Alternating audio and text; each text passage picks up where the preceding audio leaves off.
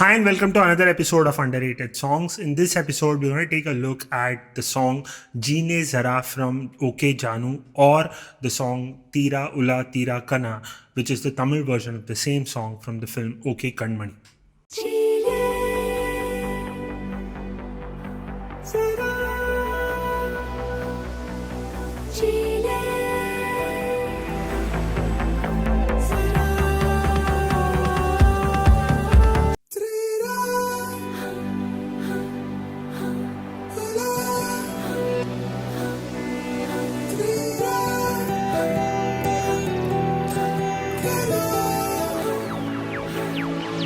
Before we get into the video, please hit the like button that tells YouTube that you're liking the content and it will help YouTube recommend this video to more and more people और उसमें मेरा थोड़ा भला हो जाएगा, आपका कुछ नहीं जाएगा.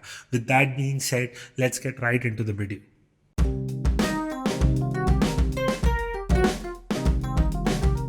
So let's start with the unique aspects of this song. What is so special about this song? The speciality of this song is the arrangement and the production. The way that this song has been put together, it literally tells you how this song started. It's very evident. I think the genesis of this song, apart from the situation, was to create a very loopy kind of a song, a loopy kind of an idea, because many times composers would create loops and then write to that loop, compose a tune over that loop. I think in this, A.R. Rahman decided to keep everything as a loopy kind of a structure. So if you see, the percussion keeps on, going the same way throughout the song. Then there are very few elements in the song, so to speak, but they are very unique kind of elements. One of them is the voice itself, which is very high pitched in that falsetto kind of range.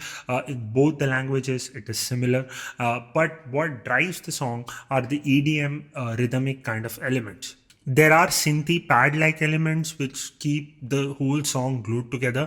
In the Tamil version, there aren't many ad-libs thrown, but in the Hindi version, towards the end of the song, बहुत ad-libs भी आते हैं, which is just basically background vocals या ambient noises जो पीछे से कोई बोल रहा है या गा रहा है, वो भी इसमें add किए गए हैं for an extra ambient kind of an effect. Generally when songs are made out of loops, तो वो दिखाई पड़ता है, it shows, right, कि same kind of elements are repeated and it is very predictable and it is very monotonous. But that's A.R. Rahman's genius, right?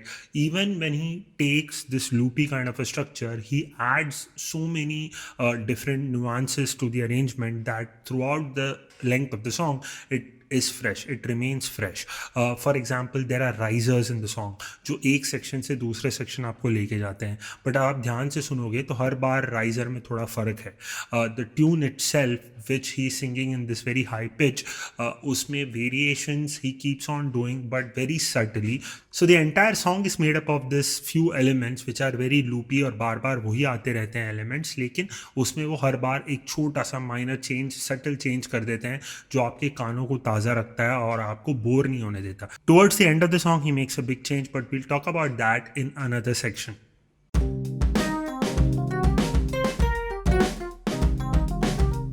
Let's talk about the lyrical content. So right from the get-go, from the mukhda or the pallavi, the lyrical content in both the songs is different. It might be giving you a similar kind of a feeling, but it is different. Let's see how. So the mukhda of the Hindi song goes Jee Lein Zara, right? So it kind of tells you to live in the moment, and it in the antras talks about if we separate, still we have the pain to see us through, right?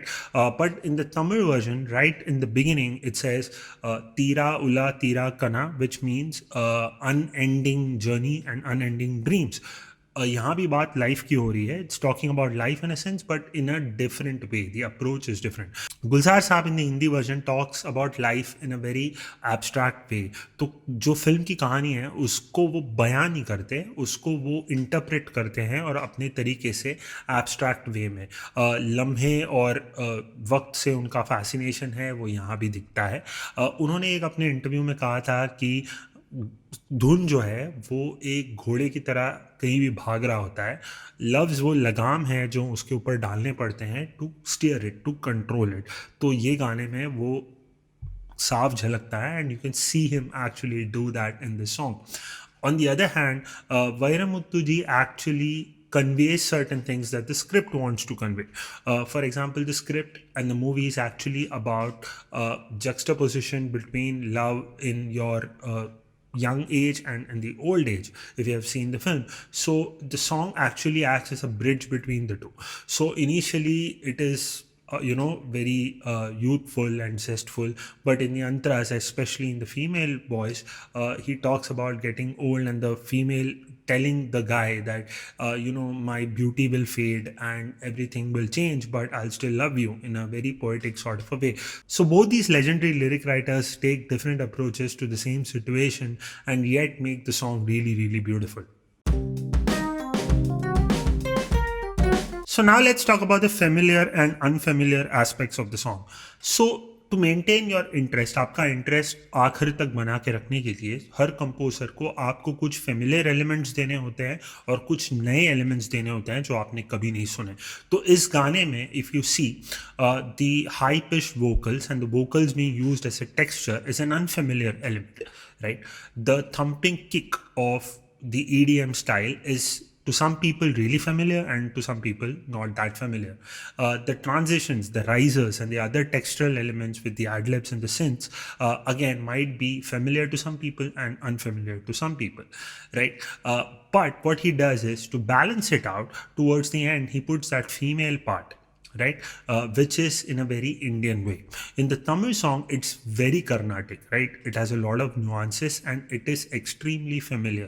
And he goes all out with it, with the lyrics also in that particular portion sounding really poignant and with a very Carnatic kind of a melody and rendition. In comparison to that, if you check how he has used the female vocals in the Hindi song, जहाँ पे हिंदुस्तानी संगीत से inspired लगता है वो portion, धुन अलग है तमिल गाने से, but here he is very subtle with it, he is very nuanced with it. यहाँ वो उसको भारी भरकम हिंदुस्तानी संगीत का जो भी बहुत डिफ़िकल्ट नुआंसेस है वो नहीं डालते, क्योंकि इसी तरह हिंदी फिल्मों में यूज़ किया जाता है जब किसी राग पे या किसी चीज़ पे आधारित कोई पोर्शन आता है, उसका हल्का सा टच रहता है, एक साया उसका आता है, बट वही चीज़ नहीं होती. So in totality, why I feel that this song is really underrated is because in the Hindi version, the song actually never got a chance because the film flopped. So जो गाने promotion की तरह use हुए थे सिर्फ वही चले, और बाकी जो फिल्म से जुड़े हुए गाने थे जैसे ये वाला, उनको चांस ही नहीं मिला. In the Tamil version the film was a big success, तो गाने फिर भी थोड़े चले, but the thing is that mental Manadhil and a couple of other songs became such huge hit and the shelf life of songs in general these days is a bit less, क्योंकि there is a film releasing almost every Friday, and I'm talking pre-COVID, of course. So even the Tamil songs did not get a chance to breathe really, even with the success of the film.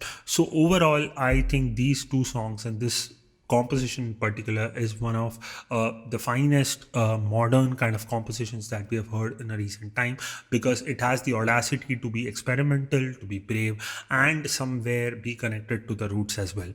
So that's it for this video. If you like this video, please leave a like, check out other stuff on my channel. I do a lot of music related content, reviews, recommendations, underrated songs and all kinds of stuff. So if you like any of that, please consider subscribing to the channel. I'm trying to hit 1,000 subscribers.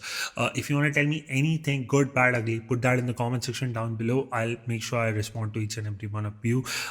If you want to tell me anything else, you could always chat with me on Instagram. You can find my handle in the description as well. With that being said, I'll take your leave, but until the next video, be safe and take care of yourselves. Bye.